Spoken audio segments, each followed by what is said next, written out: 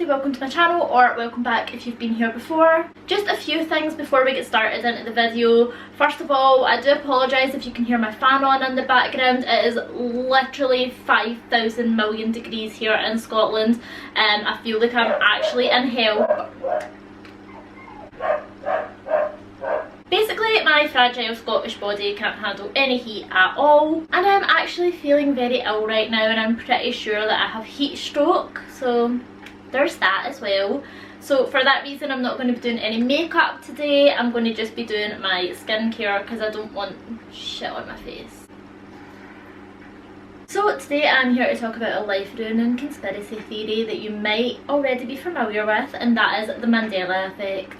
If you have absolutely no idea what I'm talking about, the Mandela Effect is when a group of people, sometimes thousands of people from all over the world, have one collective memory that our current reality proves to be false. The people that have these memories don't have like any connections to each other at all, and they can be scattered from all around the world, and like I said, it can be literally thousands of people that all share this very exact and specific memory of something that never actually happened.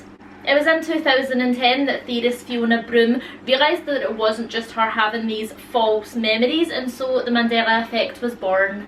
The reason this phenomenon is referred to as the Mandela Effect is because when former South African President Nelson Mandela died in 2013, a lot of people were very confused because they thought that he had actually already died.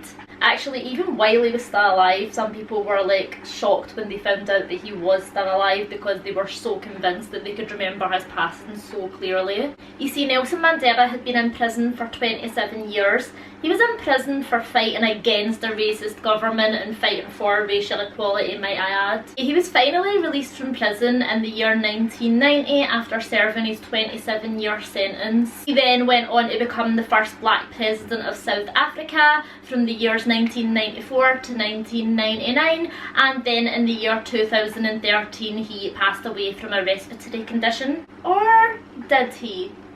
You see, many people across the world have very distinct memories of Nelson Mandela dying while he was still imprisoned. Now, if this was just one or two people, you could easily chalk it up to it just being like a false memory or, you know, something along those lines. But this is literally thousands of people that have like a very vivid memory of like learning about it in school, the news coverage of it, like even remembering like speeches from like his grieving widow and stuff.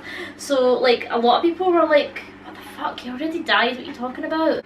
There's even a snippet from a book published in 1991 that states that Mandela had died in that same year, which is really weird because at that point in 1991 he was still very much alive. It's so weird because honest to God, I remember being in school and learning about Nelson Mandela, and I swear that I also learned that he died while he was in prison, and it was like this big huge unjust tragedy because all he was doing was fighting for racial equality, and then he got imprisoned wrongfully, and then he died in prison, and like I remember that so clearly. But when he actually died in 2013, I was like well out of school already, so like that could not have been the case. Of course, from this instance, people started to realise that there was many other things that fell under the umbrella of the Mandela Effect. The way that I first found out about the Mandela Effect was in 2016 when the actor Gene Wilder, who is commonly known for playing Willy Wonka, died, and I remember seeing people posting tributes and stuff about him, and I was like, what's going on? Like, he died literally ages ago. And I was a little bit confused because I also had a memory of people like posting tributes about him at the time that I thought that he had already died. So when I found out that he actually only just died that same day, I was a little bit like, okay, maybe I made a mistake, like doesn't seem likely, but okay. So like I ended up saying to my mum, oh, like did you see that like Gene Wilder has just died? And she was like, oh really? I thought like he already died. And I was like, oh my fucking god, bitch, I know, right? So I like got to googling, as you do, and realised that it wasn't just me and my mum that had thought this, and there was so many people who already thought that Gene Wilder had died, and then that's how I got dragged into the deep dark hole that is the Mandela Effect, and I have been stuck in that hole since 2016. Like I said, there is so many different examples of the Mandela Effect, ranging from things like celebrity deaths or like world events. For example, when the World Trade Center had the terrorist attack on 9/11, there's a lot of people that believe that it actually happened on the 10th of September instead. I don't remember that, I always remember it being 9/11. However, there's a lot of song and movie quotes that never happened. Honestly, the list is endless, and like I would not have enough time to talk about them all, so today I am just going to talk about a few. You don't have to be a Star Wars fan to know the iconic moment when Darth Vader reveals to Luke Skywalker that he's his dad with the very well known quote, "Luke, I am your father." When I first saw the dialogue that said, "Luke, I am your father," I said to myself, he's lying. Well, turns out that isn't even what was said. No, I am your father. You know what, man? I'm going to believe James Earl Jones along with the rest of the world. You do you, but I know who I'm believing. I wonder how they're going to play that lie out. And remember way back in 1994 when Forrest Gump told us, life is like a box of chocolates. Life is like a box of chocolates. Is like a box of chocolates. My mom always said life was like a box of chocolates. You never know what you're gonna get. Like was, it doesn't even sound right. Life was like a box of chocolates. That doesn't sound right at all. Another really well-known quote, this one's by Disney. In Snow White, when the evil queen is looking at her hot self in the mirror, what does she say? Go ahead, say it to yourself right now. Mirror, mirror on the wall. Nope, you're wrong. What wouldst thou know, my queen? Magic mirror on the wall, who is the fairest one of all? Next one could just be a case of people not pronouncing the word and properly and pronouncing it more like So TV show Sex and the City, a lot of people thought that it was Sex in the City, and like I said, that could just be because people are saying it like Sex in the City. Sarah Jessica Parker, Sex in the City. However, there is actual merchandise that says Sex in the City. It's a weird one. Curious George, a childhood classic about a curious little monkey that many people remember having a tail, but Curious George has never had a tail. What pisses me off about this one is that he's always referred to as a monkey, and if he doesn't have a tail then he's not a monkey, so that's really honestly all I have to say on that one. Do you remember these emojis? Because I definitely do. The robber emoji and the acorn emoji. Well, none of these actually ever existed, and I remember them clearly, especially the acorn. I'm like, did I not have that in my name at one point? I feel like if you grew up in the 90s like me, you probably owned something by the brand Fruit of the Loom, and if you remember the logo the same way that I remember the logo, it was like a bunch of fruit with a cornucopia coming out of the back of it, like the fruit is kind of like spilling out of the cornucopia. Well, it turns out that there was never actually a cornucopia in the logo, which is so weird because it was just fruit, just nothing else, just fruit. Like it doesn't even look right, just fruit. In 1973 there was an album called Fruit of the Loom, obviously a play on words from Fruit of the Loom, and look at the album cover for it. Even the illustrator of this album distinctly remembers pulling inspiration from the original Fruit of the Loom logo, and that's why he put a cornucopia shaped thing in his picture, because the original logo had a cornucopia in it. Otherwise, why would he? Why?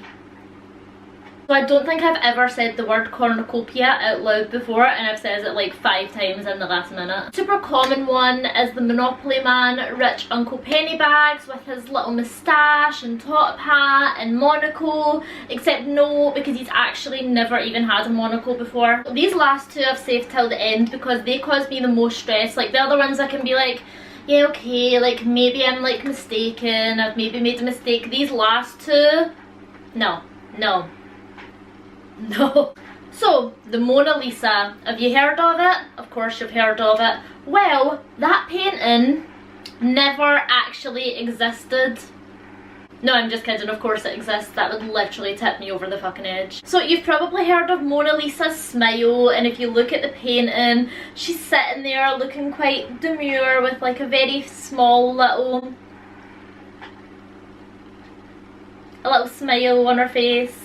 But was she definitely always like that? Because many people remember the Mona Lisa sitting, staring at the painter, almost like stony faced looking with no smile at all. In fact, I have such a clear memory of being a little girl and saying to my mum, oh, why do people say Mona Lisa smile when she isn't actually smiling? And my mum telling me, oh, it's like irony because she's not smiling. That's why people say, oh, Mona Lisa smile because she's so dour-faced. It's like, it's irony, Christy. I also very recently asked my mum what Mona Lisa looks like, and she said not smiling. And then when I showed her a picture of what Mona Lisa actually looks like, she was like, oh, that's so weird, like I remember her not smiling. James, who's my 13-year-old son, when I said the same thing, he was like, yeah, she's smiling, and I'm just like, do you know what, you're 13, you were born after the system glitched or whatever happened. I'm not interested in your opinion in the slightest. Okay, this last one,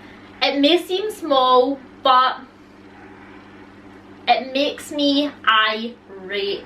Pokemon. This Pokemon in particular, we can all agree on his name. His name is Onyx. O-N-Y-X. That is the correct spelling of this Pokemon's name. I remember it so clearly, not O-N-I-X, like they want us to believe. You know what, this one really pisses me off because I know that it is O-N-Y-X, and I know like the rock is O-N-Y-X, and no, I'm not just thinking, oh, because that's the spelling of the rock, like that's the spelling of like the Pokemon. No, I remember I was so into Pokemon when I was younger. Like, I know for an absolute fact that it used to be O-N-Y-X, and I will not hear another word about it. Do you know what, I can't even talk about it anymore. Let's just move on. So what are some of the theories behind this, man? I'm gonna sneeze.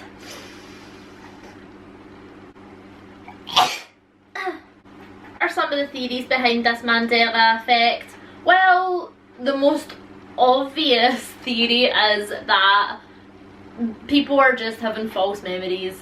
Thousands of people from all across the world with no connection to one another are all just creating the exact same memory in their head, and it's just a false memory, and that's it. Nothing weird or suspicious going on here. That's the end of it. Another popular theory is that we are living in some kind of computer simulation, and at some point in time there was a glitch in the system and it changed a couple of things. Almost like the butterfly effect, where like, you know, like a butterfly flaps its wings and then there's an earthquake, that type of thing. Like one tiny thing has changed all of these things. And some of us, when the glitch happened, we shifted with the glitch. And some of us kept the memories of what life was like before this glitch had happened. One that I've heard recently that I actually found very interesting is that we've actually all lived this life previously, perhaps multiple times over and over again, but every time we live the life, every time we go through life, some things change a little, because it would be hard to keep things exactly the same every single time. And if we are some science experiment for something much bigger than us, I guess it wouldn't really make sense to keep things the exact same every time. So maybe like there's someone up there controlling us and making like very small minute changes to see how it changes the entire world type deal, you know. So then that would explain the Mandela Effect, because some of us have memories of things being different because that's how they were in our previous lives, and some part of us is holding on to like the memories from this life that we've already lived before. And that would also explain things like deja vu, where you feel like something is happening over again, or you've like had this exact same experience before. And it would also kind of explain that gut feeling that you get, or do you ever get that where you're thinking about someone that you haven't seen in years and then you bump into them the next day and it's just a bit like, oh, that's really weird. So that theory would kind of explain that as well, I guess. There's honestly so many possible theories around this. There is of course like the alternate dimensions theory as well, that we're constantly shifting between timelines. There's time travel theories. Honestly, there's endless theories. So what do you think? Is it the simple case of just a false memory, or is it something a whole lot creepier? Anyway, that is the end of the video. I really hope that you've enjoyed it. Please like the video if you would like to see more content like this, and subscribe if you would like to see more videos on mythology, folklore, conspiracies, and all things just a little bit weird. Comment down below any Mandela effects that freak you out, and I'll hopefully see you in the next one. Bye!